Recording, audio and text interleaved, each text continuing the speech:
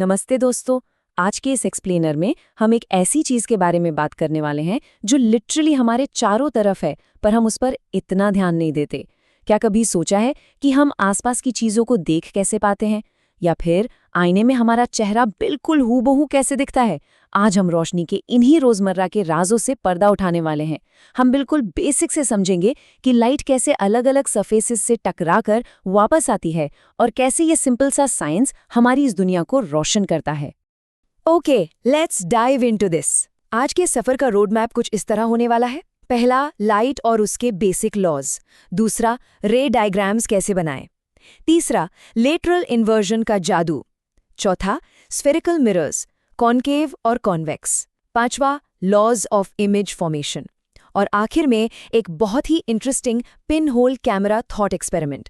तो चलिए शुरू करते हैं। सेक्शन 8, लाइट और उसके basic laws, the foundation of visibility. अच्छा, सबसे पहला सवाल, हमें आखिर कोई भी चीज दिखती कैसे है? बेसिकली जब लाइट किसी ऑब्जेक्ट से टकराती है तो वो वहां से हर दिशा में स्कैटर हो जाती है और फिर हमारी आंखों तक पहुंचती है।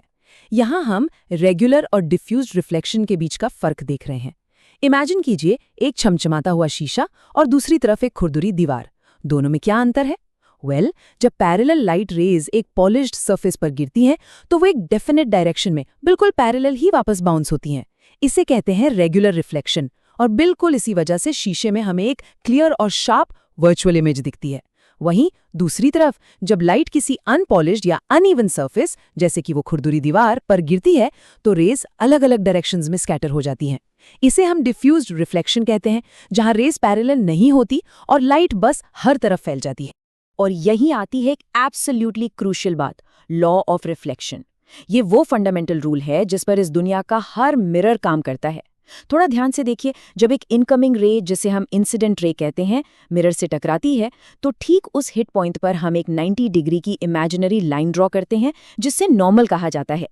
रूल बड़ा सिंपल है। जिस एंगल पर रे उस नॉर्मल से आकर टकराती है, यानी एंगल ऑफ इंसिडेंस, वो हमेशा, और मेरा मतलब है हमेशा, एंगल ऑफ रिफ्लेक्शन के बराबर होता है। एक और जरूरी बात, ये इंसिडेंट रे, नॉर्मल और रिफ्लेक्टेड रे तीनों लिटरली एक ही प्लेन में होते हैं। सेक्शन 2, रे डायग्राम्स कैसे बनाएं, mapping the path of light. Now what's really interesting about this slide is कि हम इन इनविजिबल लाइट रेज का रास्ता माप सकते हैं। सच में हम इसे पेपर पर ड्रॉ कर सकते हैं। चलिए इसे स्टेप बाय स्टेप बनाते हैं। स्टेप 1, ऑब्जेक्ट से मिरर तक आती हुई इंसिडेंट रे ड्रॉ कीजिए। फिर स्टेप 2 में एग्जैक्टली जिस पॉइंट पर रे मिरर की सरफेस से टकराई है, वहां से एक परपेंडिकुलर लाइन, यानी अपना नॉर्मल ड्रॉ कीजिए। अब आता है सबसे इंपॉर्टेंट स्टेप 3, हमें रिफ्लेक्टेड रे ड्रॉ करनी है। पर ध्यान रखना है कि एंगल ऑफ इंसिडेंस और एंगल ऑफ रिफ्लेक्शन बिल्कुल परफेक्टली मैच होनी चाहिए, यानी एंगल आई हमेशा एंगल आर के इक्वल होना चाहिए। चलिए एक क्विक लर्निंग चेक करते हैं। अगर एक आती हुई रे मिरर की सरफेस के साथ 30 डिग्री का एंगल बनाती है तो एंगल ऑफ इंसिडेंस क्या होगा? याद रखिए, इंसिडेंस एंगल हम सरफेस से नहीं बल्कि उस इमेजिनरी नॉर्मल लाइन से नापते हैं। तो 90 डिग्रीज में से 30 डिग्रीज माइनस किया, बचा 60 डिग्रीज। इसका सीधा सा मतलब है कि हमारा एंगल ऑफ इंसिडेंस 60 डिग्रीज है, और I = R रूल के हिसाब से एंगल ऑफ रिफ्लेक्शन भी एग्जैक्टली 60 डिग्रीज ही होगा, for sure. Section 3, lateral inversion का जादू, why your left is right in the mirror. हम सबने ये रोजमर्रा का राज जरूर ऑब्जर्व किया होगा। बाथरूम के शीशे के सामने जब हम अपना राइट हाथ उठाते हैं तो रिफ्लेक्शन ऐसा लगता है जैसे उसने अपना लेफ्ट हाथ उठाया हो।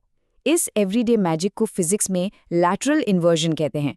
जैसे यहाँ देखिए, कमाल शब्द शीशे में बिल्कुल फ्लिप हो गया है। उसका लेफ्ट साइड रिफ्लेक्शन में राइट बन गया है और right side left. Plane mirrors हमेशा वर्चुअल, अपराइट और बिल्कुल सेम साइज की इमेज बनाते हैं। बस एक यही ट्विस्ट होता है कि वो लैटरली इन्वर्टेड होती हैं। सेक्शन 4, स्फेरिकल मिरर्स, कॉनकेव और convex, the shining spoon experiment. किसी चमचमाती हुई नई स्पून को कभी गौर से देखा है? उसके अंदर के हॉलो हिस्से में देखने पर चेहरा अजीब सा बड़ा दिखता है और बाहर के उभरे हुए हिस्से में देखने पर एकदम छोटा। असल में वो स्पून एक स्फेरिकल मिरर की तरह एक्ट करती है। अगर उस स्फेयर का अंदर का हॉलो हिस्सा सिल्वर्ड और रिफ्लेक्टिंग है तो वो कॉनकेव मिरर है। कॉनकेव मिरर्स चीजों को एनलार्ज करते हैं, इसीलिए डेंटिस्ट इनका यूज दांतों की कैविटीज ढूंढने के लिए करते हैं और टॉर्चेज में लाइट को दूर तक फेंकने के लिए यही काम आते हैं। लेकिन अगर बाहर का उभरा हुआ हिस्सा रिफ्लेक्टिंग है तो वो कॉन्वेक्स मिरर बन जाता है। कॉन्वेक्स मिरर हमेशा छोटी और वर्चुअल इमेज बनाता है और यही वजह है कि ये कार्स और बाइक्स के रियर व्यू मिरर्स में यूज होते हैं, क्योंकि छोटी इमेज बनने से ड्राइवर को पीछे के ट्रैफिक का एक बहुत बड़ा वाइड एरिया उस छोटे से आईने में दिख जाता है। It's a real game changer. और अब आते हैं एक और मज़ेदार चीज़ पर, द फोकस।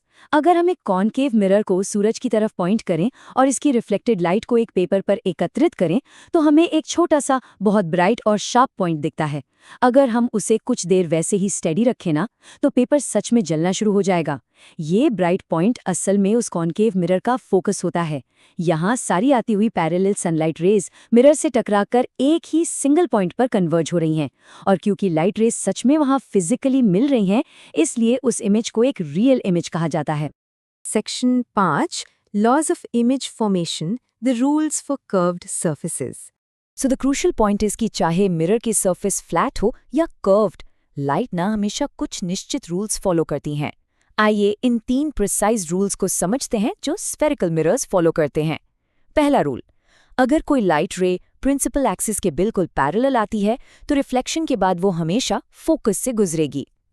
दूसरा रूल ठीक इसका उल्टा है, अगर कोई रे डायरेक्ट फोकस से होकर गुजरती है तो मिरर से टकराने के बाद वो प्रिंसिपल एक्सिस के बिल्कुल पैरेलल निकल जाएगी। और तीसरा रूल, अगर कोई रे सेंटर ऑफ कर्वेचर से पास होती है तो वो मिरर से टकराकर एग्जैक्टली अपने ही रास्ते पर वापस लौट आती है। इन्हीं 3 सिंपल ज्योमेट्रिकल रूल्स का यूज करके हम कैलकुलेट कर सकते हैं कि इमेज एग्जैक्टली कहाँ और कैसी बनेगी। Section 6 pin hole camera thought experiment, what happens when the pin hole gets bigger. चलिए अब अपने लाइट के नॉलेज का एक टेस्ट करते हैं। एक छोटे से पिन होल कैमरा को इमेजिन कीजिए। अगर हम उस कैमरा के पिन होल को थोड़ा बड़ा कर दें तो स्क्रीन पर जो इमेज बन रही है उसका क्या होगा? थोड़ा सोचिए इस बारे में। होल बड़ा हो गया है, इसका मतलब है कि उसमें से ज्यादा लाइट अंदर आएगी, राइट? तो क्या इमेज और ज्यादा शार्प होगी या कुछ और ही असर पड़ेगा? इसका आंसर बड़ा ही फैसिनेटिंग है। जब पिन होल बड़ा होता है तो हाँ, ज्यादा लाइट तो अंदर आती है, पर यहाँ एक प्रॉब्लम हो जाती है। ऑब्जेक्ट के एक सिंगल पॉइंट से आने वाली स्ट्रेट लाइट रेज अब होल बड़ा होने की वजह से स्क्रीन पर एक ही पॉइंट पर फोकस नहीं होती, बल्कि मल्टीपल अलग अलग पॉइंट्स पर स्प्रेड हो जाती हैं। एंड दिस ब्रिलियंटली इलस्ट्रेट्स कि जब अलग अलग दिशाओं से आती हुई ये लाइट रेज स्क्रीन पर एक दूसरे के ऊपर ओवरलैप करती हैं तो वो पूरे चित्र को मिक्सअप कर देती हैं, जिसका नतीजा क्या होता है? जो इमेज बनती है वो शार्प होने के बजाय बहुत ही फजी और धुंधली हो जाती है। तो इस पूरी डिस्कशन से जो सबसे बड़ा टेक अवे निकल कर आता है वो बस ये एक सिंपल सी लाइन है, a ray travels in a straight line until it hits something like a mirror. रोशनी के एक सीधी रेखा में चलने का ये रे मॉडल ही असल में सब कुछ कंट्रोल करता है, चाहे वो सुबह सुबह आपके बाथरूम के शीशे का रिफ्लेक्शन हो, किसी डेंटिस्ट की चेयर पर यूज होने वाला कॉनकेव मिरर हो या किसी गाड़ी का convex rear view mirror. Light तब तक अपना स्ट्रेट रास्ता नहीं बदलती जब तक वो किसी सरफेस से टकरा ना जाए। तो अगली बार जब भी किसी आईने पर नजर पड़े तो इस सिंपल पर अमेजिंग साइंस को जरूर याद कीजिएगा। और इससे पहले कि हम आज का ये एक्सप्लेनर खत्म करें, एक सवाल छोड़कर जा रहा हूँ।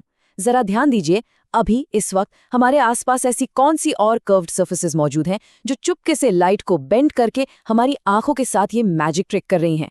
इस बारे में सोचिएगा जरूर और रोशनी के इन राजों को ऑब्जर्व करते रहिएगा। शुक्रिया।